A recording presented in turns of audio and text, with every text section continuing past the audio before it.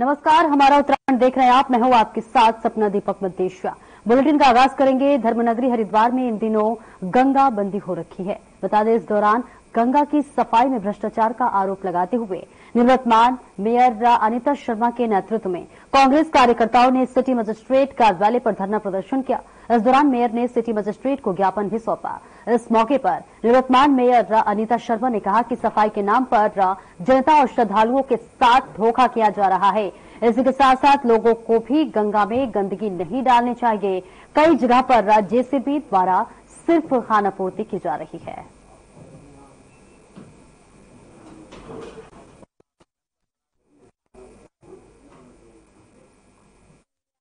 गंगा मैया है यहाँ पे, राजघाट, सती घाट, शीतला माता, पवित्र स्थान है ये सब। और यहाँ गंगा जी में इतने कपड़े हैं, आप देख ही रहे हो, आप तो रोज ही देख रहे हो यहाँ पे जिस तरह से ये गंगा जी में कपड़े हैं। पहले तो मैं जनता से भी अपील करूंगी कि कोई गंगा जी में पन्नी तक न डाले, क्योंकि गंगा हमारी सबकी माँ है, उन्हीं की बदौलत हमारी सबकी रोजी रोटी भी चल रही है। तो मैं कहूंगी कि साफ रहनी चाहिए गंगा जी। और आप देख रहे हो कि लाखों करोड़ों आदमी यहाँ पे आता भी है गंगा स्नान के लिए, सबकी आस्था जुड़ी भी है गंगा जी से। तो जल्द से जल्द हमारी गंगा माँ को साफ रखना चाहिए। और मैंने इसलिए इनको सिटी मजिस्ट्रेट को ज्ञापन भी दिया है। देखो, ये तो हम बचपन से ही देखते आ रहे हैं कि जो है पूरे शहर में यही हल्ला रहता है कि भाई जो है खनन हो रहा है और जो है लोगों की अब अधिकारियों की चांदी होगी, है ना, अधिकारियों की, मंत्रियों की, नेताओं की। और वास्तविक दृश्य जो है उल्टा होता है। आज गंगा जी की सफाई के नाम पे हम लगभग 15-20 दिन से हमारा सफाई अभियान चल रहा है। और जैसे शहर में चलता था तो इस बार मैंने कहा कि गंगा जी के किनारे या घाट पे चलाएं हम। तो 15-20 दिन से चल रहा है। गंगा बंदी तो अभी जो है हुई है दशहरे से ही। तो लेकिन हम देख रहे हैं कि जो है मतलब गंगा जी की सफाई नहीं हो रही। और 24वीं राज्य स्थापना दिवस की महोत्सव के रूप में एक सप्ताह तक मनाया जाएगा। इसके तहत हरिद्वार में हर की पौड़ी समेत दूसरे गंगा घाटी पर गंगा दीपोत्सव कार्यक्रम का आयोजन भी किया जाएगा। 11 नवंबर को होने वाले गंगा दीपोत्सव कार्यक्रम में गंगा घाट लाखों दियों से जगमग होंगे और भजन संध्या का आयोजन भी किया जाएगा। कमिश्नर गढ़वाल विनय शंकर पांडे और आईजी गढ़वाल के नए एस नगन्यपाल ने जो है हरिद्वार पहुंचकर जिला प्रशासन और गंगा सभा के साथ मीटिंग कर कार्यक्रम की रूपरेखा पर चर्चा की। गढ़वाल कमिश्नर विनय शंकर पांडे ने कहा कि कार्यक्रम को भव्य और अभूतपूर्व बनाने के लिए अधिकारियों के साथ चर्चा की गई है।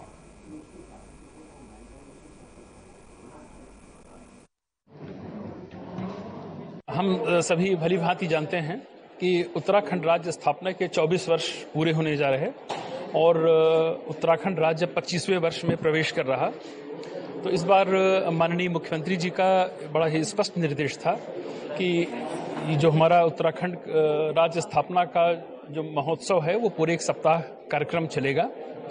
और उसी कड़ी में हरिद्वार में 11 नवंबर को एक गंगा दीपोत्सव कार्यक्रम का आयोजन किया जाएगा, जिसमें बड़े पैमाने पर हमारे जितने भी घाट हैं उनको सब दीप से प्रज्वलित किया जाएगा। कि आगामी 11 नवंबर को हरिद्वार में भव्य गंगा दीपोत्सव का कार्यक्रम किया जा रहा है, जिसमें हरिद्वार के जो सभी घाट हैं वो दियों से प्रकाशमान होंगे और एक साथ लाखों दिए हरिद्वार में प्रज्वलित किए जाएंगे। मां गंगा की आराधना की जाएगी और साथ ही साथ हर की पौड़ी के मालवीय द्वीप पर एक भव्य भजन संध्या का भी आयोजन किया जाएगा।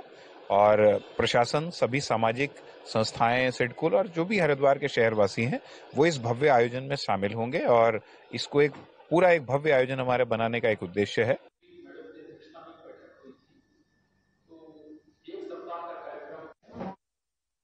हरिद्वार जिले के रोशनाबाद स्थित आपदा प्रबंधन हॉल में बैठकर आयोजित हुई, जहां पर इस दौरान सामाजिक न्याय और अधिकारिता मंत्रालय की सेंट्रल मॉनिटरिंग कमेटी के सदस्य भगवत प्रसाद मकवाना ने मैनुअल स्कैवेंजर्स एक्ट पर चर्चा करते हुए विभागीय अधिकारियों को निर्देश दिए कि वे इस एक्ट का पूरा अध्ययन कर पात्र व्यक्तियों को मिलने वाले सरकारी लाभ तुरंत पहुंचाएं।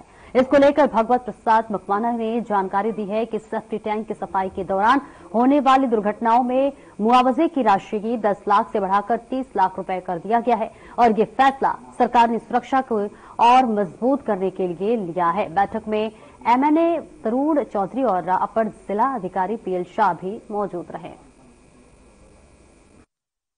इस समय पीडब्ल्यूआर में जो मैनुअल स्कैवेंजर एक्ट का सुप्रीम कोर्ट ने 20 अक्टूबर 2023 को आदेश दिए हैं पूरे देश के लिए कि जो मैनुअली सफाई का काम करते हैं, ऐसे लोगों का चयन किया जाए। भारत सरकार, केंद्र की मोदी सरकार उनको एक मुश्त 40,000 रुपये अनुदान देगी, ट्रेनिंग कराएगी और 50 लाख तक के ऋण देकर स्वरोजगार के अवसर देगी। उनके शिक्षित बच्चों के लिए 10 लाख तक का ऋण जो है भारत में हायर एजुकेशन के लिए, और भारत से बाहर भी 20 लाख तक का ऋण जो है दिए जाने का मोदी सरकार सराहनीय कार्य कर रही है। शहरी विकास शौचालय को तोड़वा के तुरंत बनवाएगा। ग्रामीण क्षेत्र का मामला। और खबर मसूरी से है, जहां जिलाधिकारी सविन पंसोल ने मसूरी पहुंचकर संबंधित विभागों के अधिकारियों को शहर की व्यवस्थाओं दुरुस्त करने के आदेश दिए। जिलाधिकारी के निर्देश के बाद मसूरी में बंद पड़ी लोकल बस सर्विस को शुरू कर दिया गया है और इसी के साथ साथ आपको बता दें कि शटल सेवा को लेकर भी विभागीय अधिकारियों से लगातार बातचीत का दौर जारी है। और वहीं जॉर्ज एवरेस्ट में भूमि विवाद को लेकर उप जिलाधिकारी ने दोनों पक्षों से वार्ता की और शीघ्र ही जो है जांची कर मामला सुलझाने की बात कही है।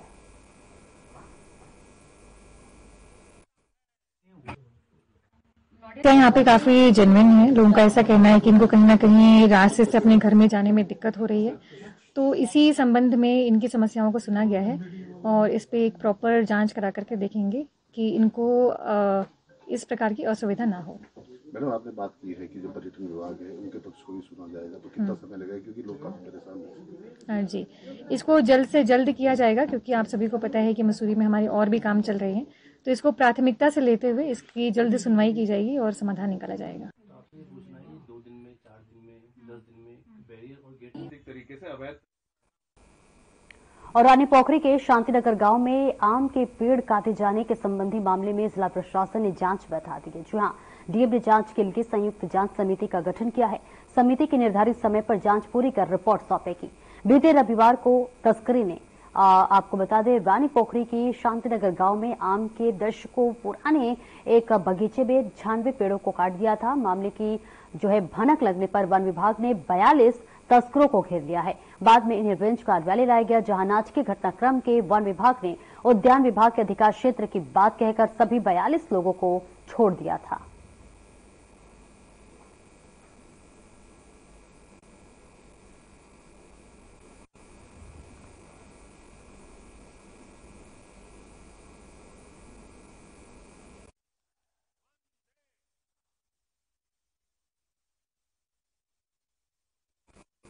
हरिद्वार जिले के बहादुराबाद थाना क्षेत्र में पुलिस और बदमाशों के बीच मुठभेड़ हो गई। इस दौरान पुलिस की जवाबी फायरिंग में एक बदमाश घायल हो गया।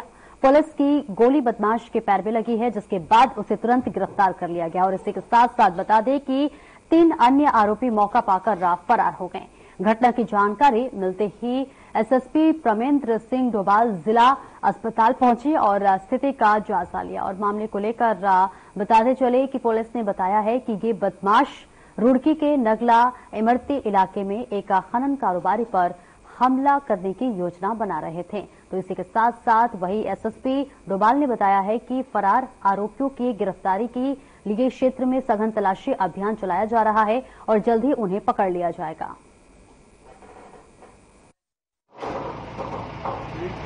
शाम के समय वाहन चेकिंग के दौरान, जैसे डेली हम लोग वाहन चेकिंग करते हैं, उसी में 4 संदिग्ध व्यक्ति जो 2 मोटरसाइकिलों में आते हुए दिखाई दिए थे, जिसे सांतरशाह थाना पुलिस द्वारा रोका गया और उनसे चेकिंग करने का प्रयास किया जा रहा था। तो इस बीच पुलिस से छूटने के बाद ये लोग पुलिस से बचते हुए आगे निकले थे।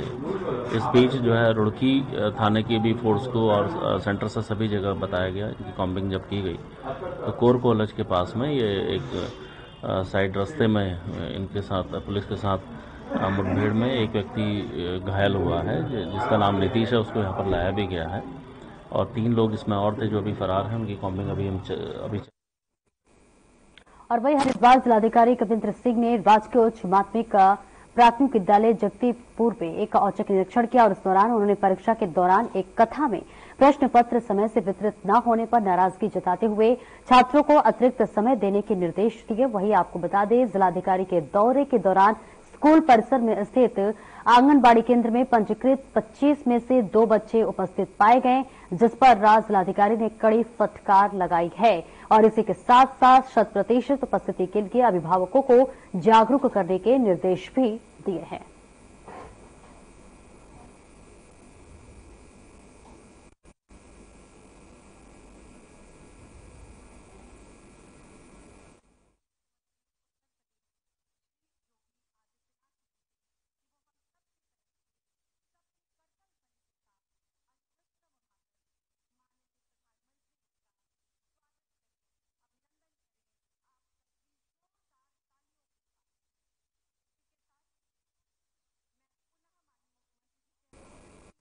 और वही नया उत्सव 2024 कार्यक्रम पौड़ी गढ़वाल में आयोजित कार्यक्रम में सीएम धामी ने कार्यक्रम में शिरकत की है। प्रदान करें। स्वागत के क्रम में मैं अनुरोध करती हूँ माननीय मंत्री नगर विमानन भारत सरकार श्री के राम मोहन नायडू जी से कि वो शॉल उड़ाकर माननीय प्रधानमंत्री जी का हम सब की तरफ से हमारी करतल ध्वनि के इस उद्घोष और जयघोष के साथ स्वागत करें, अभिनंदन करें। बहुत जोरदार तालियों के साथ एक बार हम सब भी माननीय प्रधानमंत्री जी का स्वागत करते हैं, अभिनंदन करते हैं, वंदन करते हैं। सभी को सादर आपका स्थान ग्रहण करने का अनुरोध। स्वागत के ही क्रम में मैं अनुरोध करती हूँ माननीय मंत्री सरकार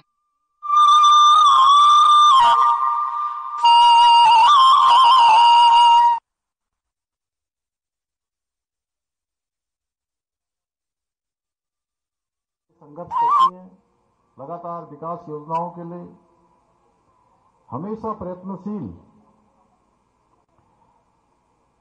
कर्मठ और जुझारू विधायक आदरणीय रेणु बिष्ट जी, पौड़ी क्षेत्र के पौड़ी विधानसभा के लोकप्रिय विधायक, बहुत ही सहज सरल भाई राजकुमार पौड़ी जी, भारतीय जनता पार्टी की जिलाध्यक्ष दीदी सुषमा रावत जी, ब्लॉक प्रमुख द्वारीखाल महेंद्र राणा जी, ब्लॉक प्रमुख कोट पूर्णिमा नेगी जी, ओबीसी मोर्चे के प्रदेश महामंत्री भरतलाल जी, नवनीत राजपूत जी, शशि रतूड़ी जी, हेमंत नेगी जी, क्रांति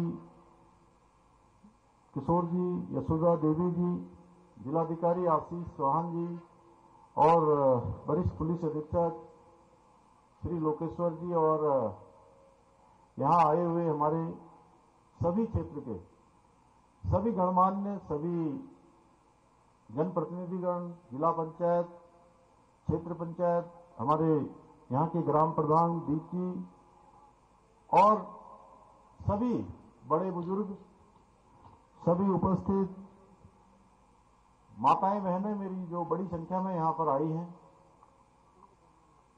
सभी मेरे नौजवान साथियों, उपस्थित पत्रकार मित्रों एवं छायाकार बंधुओं, हमारे साहसिक खेल के क्षेत्र में हमारे उपस्थित सभी खेल प्रेमी, एंगलिंग से जुड़े हुए सभी महानुभाव और पूरे विधानसभा और आसपास के विधानसभा क्षेत्रों से आए हुए सभी हमारे परिवारजन, स्वयं सहायता समूह की सभी बहनें, विभिन्न विभागों के हमारे अधिकारीगण, कर्मचारीगण, मैं सभी का आज इस न्यार महोत्सव के उद्घाटन अवसर पर आप सभी का अपनी ओर से हार्दिक स्वागत करता हूं, आप सबका अभिनंदन करता हूं और आप सबको मैं बहुत बधाई देता हूं।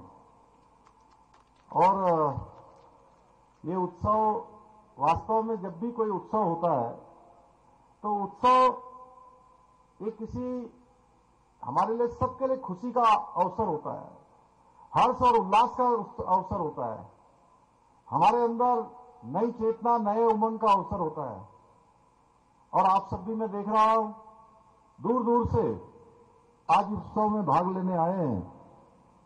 मैं इस अवसर पर गंगा मैया और न्यार नदी के संगम की इस पावन भूमि पर महर्षि व्यास की पवित्र तपस्थली को अपना मैं सौभाग्य मानता हूं कि मुझे इस पवित्र भूमि पर आकर आज यहाँ पूजा अर्चन करने का और आप सबके दर्शन करने का सौभाग्य प्राप्त हुआ। मैं इस भूमि को भी दोनों हाथ जोड़कर प्रणाम करता हूं। भाइयों बहनों, आप सबके बीच में आकर मुझे अत्यंत हर्ष का अनुभव हो रहा है, क्योंकि आज हम एक ऐसे महोत्सव का शुभारंभ करने जा रहे हैं जो न केवल इस क्षेत्र को पर्यटन की दृष्टि से आगे एक विकास और विस्तार दोनों देने का काम करेगा, यहां का पर्यटन बढ़ेगा, बल्कि यहां के लोगों की जो आर्थिक प्रगति है वह भी, उसमें भी एक महत्वपूर्ण भूमिका निभाएगा। जैसा कि आपकी विधायक जी ने यहां से कहा, रेणु जी ने, कि कुछ समय पहले ये डांगोर क्षेत्र हमारा, ये पिछले क्षेत्रों में इसकी गिनती होती थी, लेकिन मैं आज मां गंगा के समक्ष, मां गंगा को साक्षी मानकर कह रहा हूं कि आने वाले समय में इस क्षेत्र को विकास के क्षेत्र में, पर्यटन के क्षेत्र में विकास के पंख लगने वाले हैं। विकास के क्षेत्र में ये क्षेत्र आगे बढ़ने वाला है। भाइयों बहनों, ये न्यार महोत्सव हमारी सांस्कृतिक समृद्धि, साहसिक खेलों और पर्यटन की जो असीम संभावनाएं हैं, उन सबको सबके सामने ले जाने का एक अद्वितीय अवसर है। और इस प्रकार के महोत्सव से निश्चित रूप से जहां क्षेत्र की पहचान बढ़ती है, क्षेत्र में जो पर्यटन और विकास की संभावनाएं होती हैं, उन संभावनाओं को पंख लगते हैं और हर दृष्टि से क्षेत्र के आगे बढ़ने में इस प्रकार के महोत्सव का बहुत ही महत्व है। ये हमारी जो परंपराएं हैं, पुराने समय में जो हमारे त्योहार होते थे, पर्व होते थे, महोत्सव होते थे, उनको और हमारी परंपराओं को जीवित रखने के लिए हमारी प्राकृतिक जो संपदाएं हैं, उन संपदाओं को संरक्षित करने और आने वाली जो हमारी नई पीढ़ी है, उन नई पीढ़ियों के लिए भी विकास के द्वार, विकास के रास्ते खोलने के लिए भी अत्यंत ही महत्वपूर्ण प्रयास होते हैं। हमारा प्रयास है कि इस महोत्सव के माध्यम से आने वाले वर्षों में यहां पर पर्यटकों को आकर्षित करने के अनेक रास्ते यहां पर बने। उसके साथ साथ स्थानीय संस्कृति और परंपराओं को भी सुरक्षित और संवर्धित किया जाए, जो हमको प्रकृति के द्वारा प्रदत्त है। एक शानदार जो स्थान है, इस स्थान का भी संरक्षण हो। भाइयों बहनों, हमारा राज्य पर्यटन की दृष्टि से अत्यंत ही महत्वपूर्ण राज्य है और हमारे पौड़ी जनपद में तो पर्यटन की अपार संभावनाएं हैं। जब कहीं भी मैं बाहर जाता हूं देश में, तो लोग मुझे पूछते हैं कि आपके यहां पर्यटन के कौन कौन से स्थान प्रमुख स्थल हैं, कौन से डेस्टिनेशन हैं जहां पर पर्यटन के लिए आया जा सकता है। मैंने कहा, आप सब जानते हैं, आपने कुछ नाम जरूर हमारे यहां सुने होंगे। लोग देहरादून की बात करते हैं, ऋषिकेश की बात करते हैं, मसूरी की बात करते हैं, नैनीताल की बात करते हैं, हरिद्वार की बात करते हैं, औली की बात करते हैं, या मुक्तेश्वर की बात करते हैं, रामनगर की बात करते हैं, मुंशियारी की बात करते हैं। मैं उनसे कहता हूं कि आप अभी कुछ ही स्थानों की बात कर रहे हैं, और मैं अपने राज्य की बात करूं तो हमारे राज्य में हर एक स्थान एक नया डेस्टिनेशन है।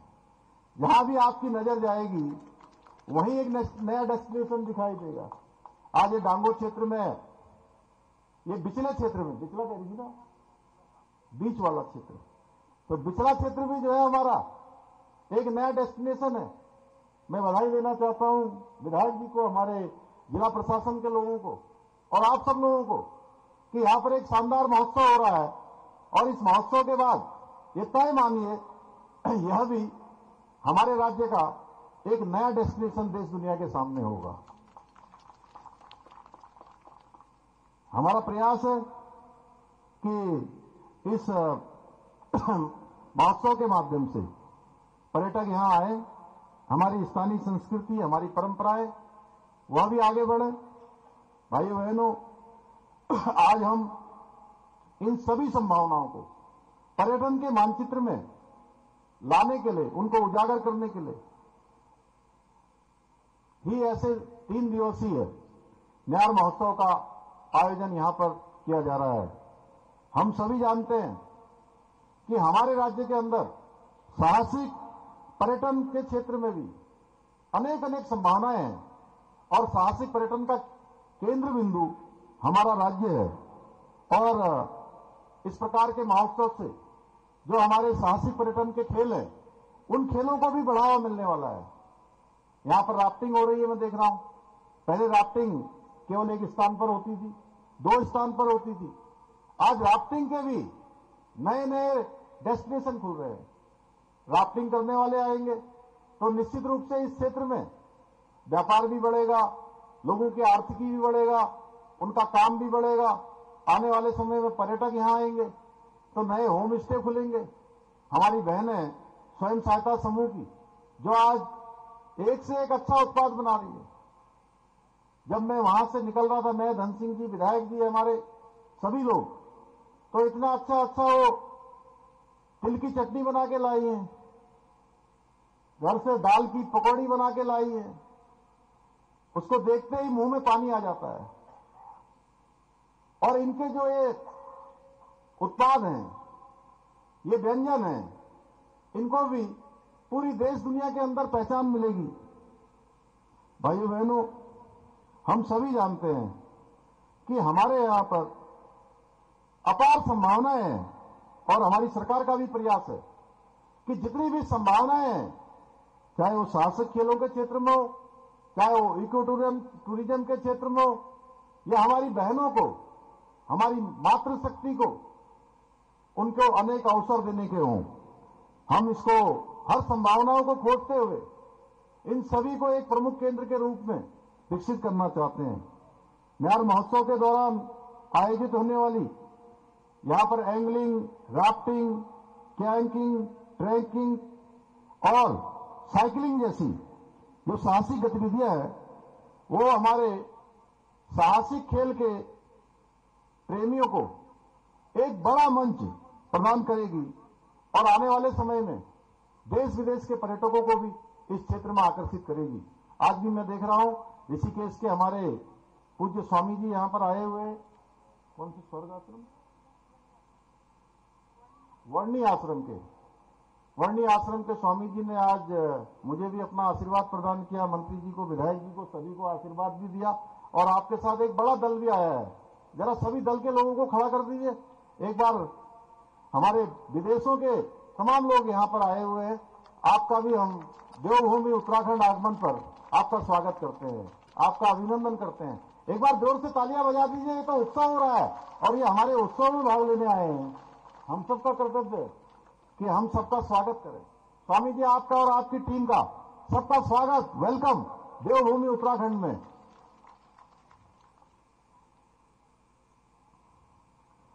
यही नहीं, यहां इस प्रकार के हमारे पर्यटक आएंगे एंगलिंग के माध्यम से भी इस क्षेत्र में, जिसकी अपार संभावनाएं है। मैं देख रहा था देहरादून से श्री पंत जी और उनकी पूरी टीम आई हुई है। कोई लैसीडोल से आया हुआ है, कोई मारचूला से आया है, कोई अल्मोड़ा से आया है, अनेक क्षेत्रों से आए हैं। तमाम लोग मुझे मिले हैं यहाँ पर। ये हमारे न केवल पर्यटन को। और आप सुन रहे थे मुख्यमंत्री पुष्कर सिंह धामी को। फिलहाल इस बुलेटिन में इतना ही। दीजिए इजाजत, नमस्कार।